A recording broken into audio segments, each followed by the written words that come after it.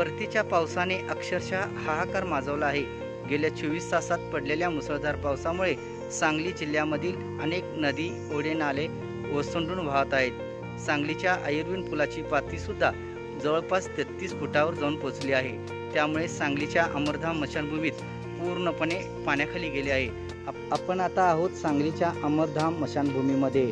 आपण पाहू शकता सांगलीच्या पाणी पातळीत झपाट्याने वाढ होत असल्याने सांगलीची अमरधाम स्मशानभूमी पूर्णपणे पाण्याखाली गेली आहे।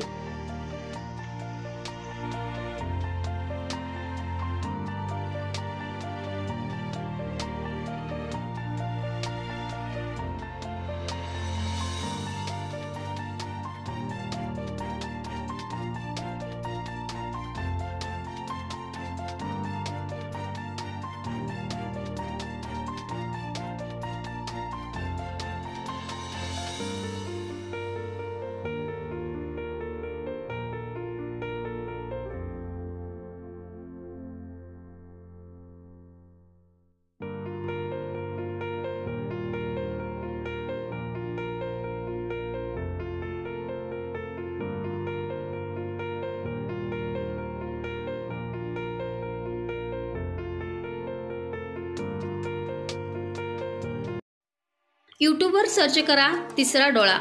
तिसरा डोळा चॅनलला सबस्क्राइब करा आणि नवनवीन व्हिडिओ पाहण्यासाठी बेल आयकॉनला प्रेस करा।